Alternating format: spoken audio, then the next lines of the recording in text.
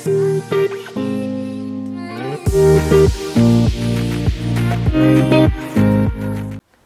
semua, selamat berjumpa kembali di Terbitlah Terang. Nah, kita masih dalam semangat Sumpah Pemuda ini ya. Dan kita sebelum dalam podcast sebelumnya sudah dibicarakan pentingnya menubuhkan semangat Sumpah Pemuda itu. Tidak sekedar membicarakannya, tapi menjadikannya dalam praktek kehidupan sehari-hari. Ya.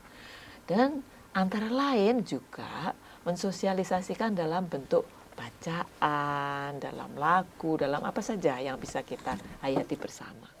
Nah, pada waktu beberapa saat yang lalu, Terbitlah Terang ini mendapat hadiah buku-buku ya dari seorang yang melancong ke mancanegara gitu ya. Jadi seorang anggota Terbitlah Terang yang melancong, dan kita bisa berbagi buku-buku cerita, buku-buku apa saja ya yang kita punya, yang kita baru baca di rumah atau di mana, untuk kita bagikan ya. Apa sih yang kita dapatkan dari buku-buku itu untuk terkait dengan Sumpah Pemuda, untuk khalayak yang lebih luas gitu ya. Mungkin kita mulai dari siapa dulu nih? Siapa dulu yang mau bicara? Mbak Dami. Oke. Jadi kaitannya dengan Sumpah Pemuda ya. Bagi saya kan Sumpah Pemuda itu selalu mengaitkan dengan pendidikan ya. Yeah. Mungkin karena ketika itu Muhammad Yamin dan kawan-kawan masih sangat muda. Yeah. Ya. Tapi membayangkan orang yang umurnya 20-an tahun memiliki imajinasi yang luar biasa untuk berani bermimpi tentang masa depan yang bebas dari penjajahan dan sebagainya. Jadi saya kemudian merenung tentang pendidikan. Ya, jadi apa yang menyebabkan pendidikan di zaman Belanda justru bisa melahirkan orang-orang yang berani bermimpi dan mampu berimajinasi. Dan bandingkan dengan pendidikan sekarang misalnya, karena saya juga dosen ya, jadi mikir saya sendiri sebagai guru, dosen kan ya guru ya, apakah sudah mampu membuat anak didik berani berimajinasi. Nah, jadi kemudian ketemulah salah satu buku tentang pendidikan. Jadi ingin saya bahas atau bagikan dalam waktu yang singkat ini. Ini judulnya adalah Pendidikan Antisipatoris. Dari Pak Mokhtar Bukhari. Dari Mokhtar Bukhari. Ya, jadi mungkin agak nepotisme sedikit ya, tapi nggak apa-apa. Karena penting untuk diwariskan ke kita semua. Oke. Iya, jadi kalau boleh saya baca beberapa passage boleh. Ya. Jadi ini, jadi beliau mengatakan bahwa menjadikan manusia adalah hakikat dan tugas pokok pendidikan. Menjadikan manusia loh. Ya. Dan dia menyebutkan tentang the basics dalam pendidikan, yaitu ya, secara umum basics dari pendidikan adalah mempersiapkan anak-anak untuk mampu menjalankan kehidupan, preparing for life, bukan sekedar mempersiapkan anak-anak untuk pekerjaan. Ya, jadi mempersiapkan kita untuk menjadi manusia, bukan hanya sekedar mampu mengerjakan sesuatu. Ini kayaknya sederhana ya, tapi dalam ya. Banget. Dalam, karena apa sih arti manusia? Nah, jadi itu yang pertama. Kemudian yang kedua yang ingin saya sharing, karena ketika saya merefleksikan Sumpah Pemuda, melihat pendidikan sekarang, kemudian yang terbaca di sini adalah beliau mengatakan bahwa Indonesia itu sudah dari tahun demi tahun itu berhasil melahirkan generasi pembaharu. Pujangga Baru 1908 itu adalah generasi pembaharu. Kemudian Sumpah Pemuda, generasi pembaharu. Kemerdekaan, generasi pembaharu. Bahkan 1966, generasi pembaharu. Tapi ada sesuatu yang tampaknya mulai luntur. Nah, apa itu? Nah, ini kalau boleh saya bacakan lagi. Jadi sejak tahun 60 menurut beliau, sedikit demi sedikit sistem pendidikan kita telah kehilangan wataknya sebagai sebuah kekuatan kultural. Ya.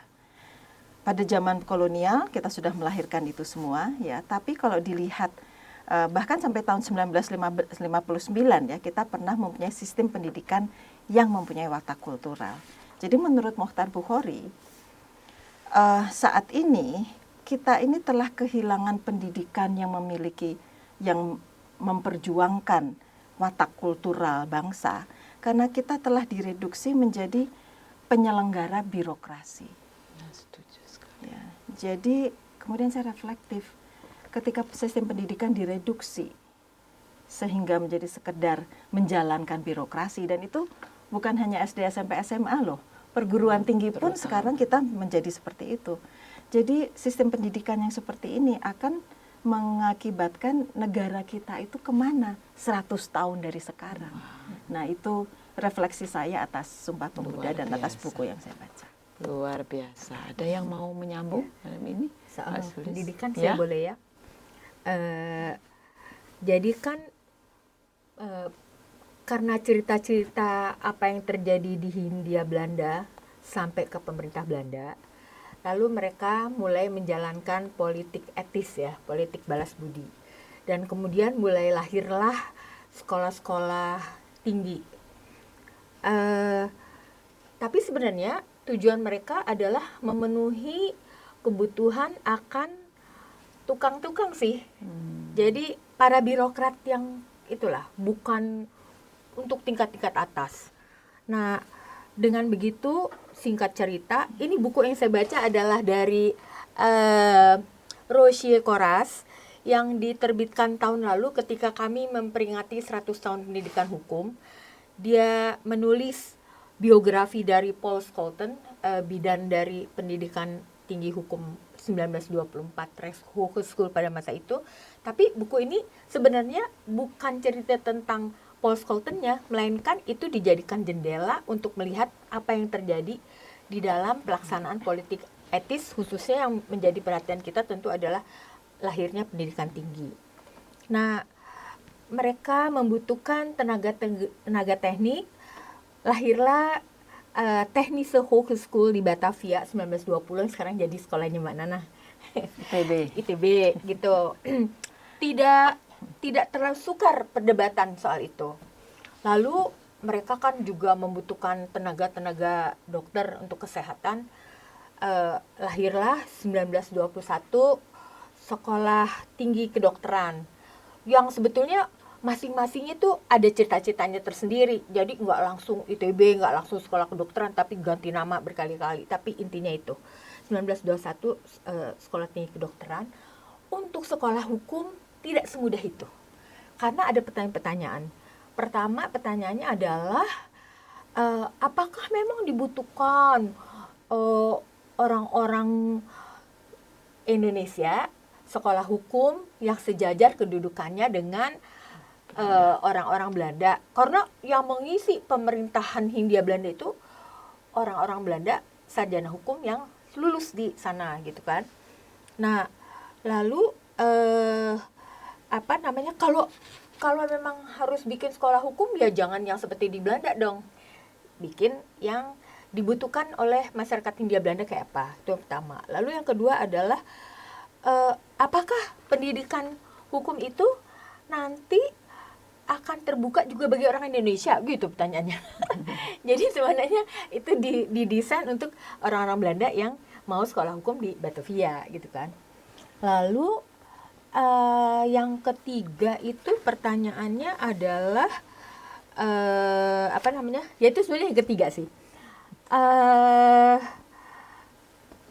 Kalau nanti mereka sudah lulus dari sekolah hukum itu, apakah akan setara dengan orang yang lulusnya dari Belanda? Jadi kebutuhan akan tukang-tukang ini barangkali kalau kita refleksi hari ini menyebabkan kita tuh sudah terbiasa hidup sebagai birokrat-birokrat. Bahkan kita sebagai dosen aja tunduk banget pada apa kata kementerian.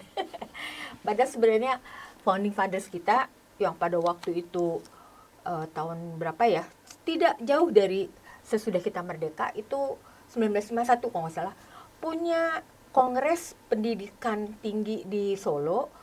Di situ ada Mr. Supomo, ada Ki Hajar Dewantoro, Sumitro Kolopaking, Bung Karno juga ada di situ, mengatakan kita tuh mesti otonom. Pendidikan tinggi itu nggak boleh berada di bawah jawatan pemerintahan. Kalau nggak bisa maksimal terbang setinggi-tingginya. Bahkan Mr. Sukmomo itu mengatakan pada waktu dia jadi rektor UI, dipesankan khusus kepada orang-orang UI, Universitetan Indonesia pada waktu itu, kalian harus mengembalikan zaman keemasan Sriwijaya.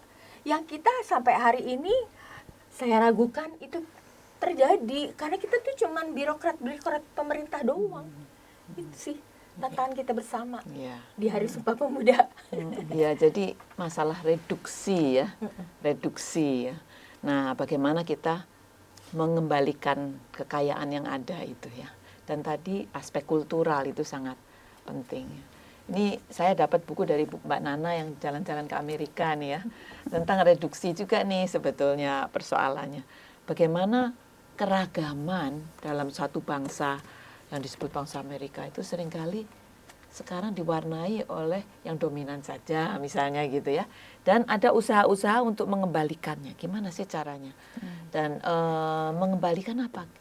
Yang sudah tersingkir. Kadang-kadang ada satu kekuatan budaya yang dibantu dengan kapital, dibantu dengan apa, yang kemudian menguasai gitu ya. Bukan berarti kita harus balik ke masa lalu, tidak ya. Kita itu masa yang sangat penuh apa ya, pertemuan kultural. Ada K-pop yang masuk ke sini, tidak ada masalah gitu ya. Tapi kemudian ada proses-proses membuatnya menjadi Indonesia ya. Saya pernah melihat ada satu itu namanya dari Jepang yang pakai macam-macam itu, bukan hanya ya manga, dan juga yang pakai berbagai macam kostum tuh. Kabuki. Bukan yang anak muda itu. Anak muda pakai kostum macam-macam itu. Tapi ada yang khusus jadinya di Indonesia kan gitu, ada Gatot Kacanya, ada macam-macam gitu, cosplay ya, cosplay terus ada pocong gitu ya, misalnya gitu ya. Jadi orang Indonesia punya kreativitas. Jadi kreativitas itu jangan sampai mati yang dilogam di bawah. Demikian juga tadi di Sumpah Pemuda ya, kita dengar kan ada menjunjung bahasa persatuan. Bukan berarti menyatukan semuanya jadi satu bahasa, yang lainnya bahasa boleh mati gitu kan. Nah, di dalam buku yang saya peroleh dari Mbak Nana ini ada cerita sebetulnya tentang satu suku budaya, satu suku di Amerika yang sudah hampir sebetulnya tertindas oleh orang kulit putih ya, dan bangsa yang lain, yaitu Cherokee ya. Cherokee ini punya kebudayaan sendiri gitu ya, punya bahasa sendiri. Tapi anak-anak mudanya barangkali yang lahir di situ kemudian sudah pergi kemana-mana, seperti di kita kadang-kadang dari desa pindah ke Jakarta lupa kan bahasa ibunya ya. Nah, betapa kayanya kita nih, kita sebetulnya punya ratusan bahasa, tapi seringkali mati karena tidak menjual. Bahasa itu tidak menjual karena lebih baik bahasa Inggris bisa kerja, karena orientasinya adalah pada pekerjaan. Ya, mereduksi kekayaan kita sendiri karena orientasi kepentingan kerja, kepentingan teknis, kepentingan birokrasi. Nah, ini diceritakan bagaimana mengembalikan itu dengan mengingat musim-musim di sana itu apa saja, gitu ya. Semua masyarakat di sana disatukan oleh musim. Kalau kita cuma 2 musim ya, penghujan dan kemarau ya. Kalau di sana ada 5 musim, ada musim panas, musim dingin, musim gugur, musim semi. Nah, itu ada nama-namanya. Nah, nama-nama ini diingat lagi dalam bahasa Cherokee ya. Ini namanya apa, ini namanya apa.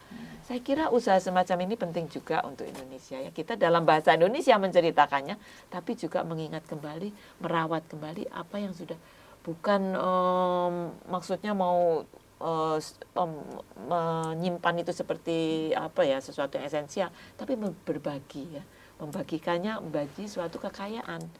Karena itu kita banyak sekali punya kekayaan budaya, tari-tarian, kesenian, nilai-nilai yang bisa kita mutakhirkan dan kita bagikan sebagai kekayaan kita bersama.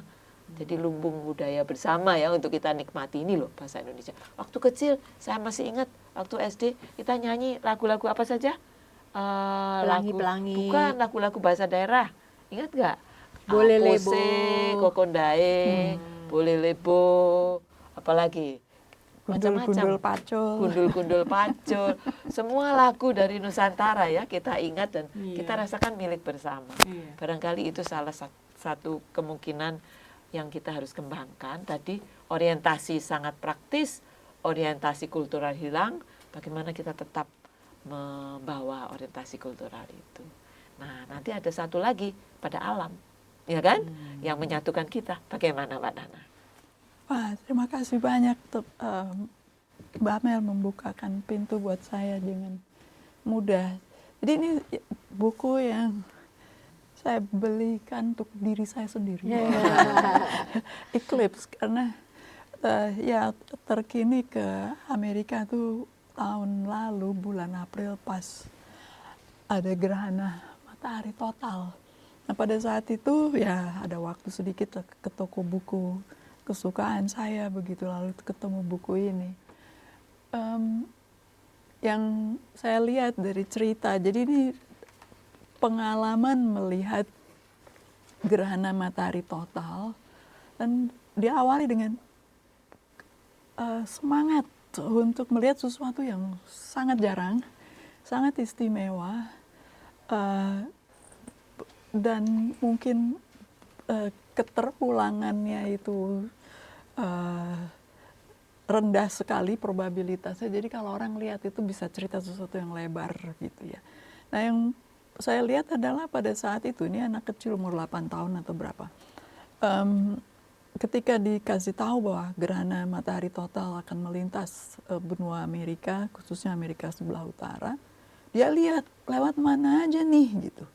Jadi pada saat itu pertama kalinya dia melihat peta seluruh Amerika Serikat dan dia melihat tempat dia itu di mana di seluruh dibandingkan dengan peta Amerika. Jadi yang saya lihat adalah kesempatan untuk melihat dirinya di peta yang lebih besar. Ini kebetulan urusannya gerhana, begitu. Tapi kan itu sudah membangun suatu cara untuk memperhatikan dia itu di mana terhadap yang lain, yang mungkin berbeda dari dia, begitu. Dia juga lihat, ada negara lain nggak yang juga bisa lihat gerhana? Pada saat itu ternyata nggak, begitu ya. Jadi dia melihat ada keistimewaan, tapi dia juga tanya, jadi negara-negara lain nggak pernah lihat gerhana? Ya pernah, tapi pada saat yang lain. Jadi ada sesuatu yang berbeda di suatu saat, tapi kesempatan-kesempatan ini bisa hadir pada saat yang berbeda. Jadi tentu itu satu cerita yang sempit sekali begitu. Tapi yang tambahan yang saya ingin ceritakan teman-teman kalau boleh adalah, jadi ini gerhana tahun 2017 bukunya ya, tapi yang kesana saya 2024. 1 tahun sebelum buku ini ada gerhana matahari total yang lewat Indonesia 2016. Hampir seluruh Indonesia terlewat waktu itu. Jadi ini sekali lah heboh sekali persiapannya, terutama ketika, ya ini cerita sampingnya, terutama ketika gerhana total yang sebelumnya tahun 83 itu pemerintah bikin bagaimana caranya supaya nggak banyaklah orang-orang yang kemudian akan tercederai gara-gara lihat gerhana. Jadi ada larangan melihat gerhana, larangan ada di luar untuk melihat gerhana. Jadi tahun 2016 itu kami bekerja keras sekali untuk melawan itu, memberikan informasi bahwa gerhana itu sangat perlu dilihat, tapi yang penting harus melihat dengan aman, lalu bikinlah suatu informasi yang meluas buat semua umur. Jadi gerhana 2016 itu sukses lah gitu ya. Tapi yang saya ingin ceritakan adalah bahwa salah satu bagian dari lintasan sempit yang dilewati oleh gerhana itu adalah kota Poso, Kabupaten Poso. Poso ini kita kenal justru dari cerita-cerita yang tidak menyenangkan, konflik-konflik yang sangat berdarah, bertahun-tahun, berkepanjangan gitu ya. Jadi ada anak-anak yang memang lahir sampai besar dalam masa konflik, jadi nggak tahu yang lain di luar konflik gitu. Jadi waktu itu memilih di sana, saya sudah dianggap orang nekat begitu, membawa tim berpotensi untuk berbahaya buat semua begitu. Tapi saya justru mikir sebaliknya, kalau kita sukses dibantu oleh semua pihak yang ada di sana, justru ini kesempatan untuk masyarakat ngumpul semua. Jadi memang walhasil puluhan ribu orang datang ke lapangan melihat gerhana matahari total Puluhan itu. ribu ya? Iya. Puluhan ribu. Dan buat mereka itu yang sampai sekarang tuh saya masih merinding adalah kegembiraan. Jadi hari-hari sebelumnya kalau saya datang ke Kota Poso, ke toko perlu beli raffia atau apa, mereka langsung bilang, "Ibu, besok ya, jam berapa Bu? Jam berapa Bu?" gitu. Jadi antusias sekali. Dan ketika itu setelah acara mereka bilang, "Ibu, belum pernah kita ketemu seperti ini." Begitu. Ternyata perbedaan di antara kita itu tidak sepenting apa yang alam sediakan buat kita. Toh kita berbagi bumi ini, toh kita berbagi sawah, laut, ikan dan lain sebagainya. Jadi dan oksigen dan ternyata kita perlu dalam hal yang paling dasar ternyata kita perlu yang sama. Dan pada saat gerhana matahari 9 Maret 2016 itu hari itu juga hari nyepi. Nah, jadi bayangkan ya, jadi ada berbagai kegembiraan yang tadinya tanpa ada gerhana mungkin sendiri-sendiri nih gitu. Hari libur kan, hari nyepi itu hari libur nasional. Jadi ya teman-teman yang orang Bali itu akan sendiri ngapain, yang itu akan sendiri ngapain gitu. Tapi begitu ada gerhana semua datang dan mereka teruskan rupanya upaya untuk ngumpul-ngumpulin dalam bentuk festival. Nah, jadi pelajarannya adalah saya pikir kita bisa pinjam alam atau apa untuk hal-hal yang seperti ini. Tapi dari situ sebetulnya peminjaman itu dikembalikan dengan menyadarkan ya. Mereka ternyata sadar ada yang lebih penting, ada yang lebih dasar yang ternyata semua butuh begitu. Dan kalau itu yang kita utamakan di dalam pikiran kita, di dalam hati kita, yang selalu kita utamakan begitu, saya pikir penyatuan, integrasi tanpa menghilangkan perbedaan tadi rasanya bisa diusahakan. Dan ini bisa jadi kegiatan yang di dalam lingkup pendidikan formal, bisa juga yang di luar itu. Baik, terima kasih Mbak Nana, luar biasa. Nah, sekarang nyambung ke Linda nih, buku apa yang akan dibagikan? Ya, saya senang sekali dapat hadiah buku ini dari Mbak Nana. Mungkin kalau orang yang berkecimpung di dunia seni musik tahu Nothing ini ceritanya tentang komposer namanya John Cage. Dia rasanya saya pernah ceritakan pada podcast sebelumnya. Dia tampil di atas panggung, ada piano, lalu dia duduk di depan piano itu, lalu tidak ada apa-apa, nothing. Beliau hanya duduk di situ selama 4 menit 33 detik. Jadi pokoknya semoga teman-teman suatu hari kita bisa bahas buku ini ya. Intinya adalah ini nyambung dengan tadi fenomena alam, kemudian ada hari nyepi di mana semua orang hening. Apa yang kita percakapkan ini kesannya semua itu penting. Buat kita semua, kita percaya pendidikan itu penting. Kita juga percaya saling menjaga, saling merawat untuk masa depan itu penting. Tapi kita juga perlu mengheningkan diri kembali ke meresapi semua yang tidak ada, merasakan, dan melepaskan diri dari hal-hal yang tidak penting untuk menemukan inti dari kita sendiri, hening yang penuh kehadiran. Lalu melalui penemuan itu barulah kita sadar bahwa sebetulnya kita udah punya segalanya. Dan kita punya satu sama lain. Itulah yang akan menguatkan kita. Luar biasa. Dan sangat penting di tengah-tengah konflik. Ya, di tengah kita biasanya tidak terlalu menyadari momen-momen yang kita lalui karena kita sibuk ya.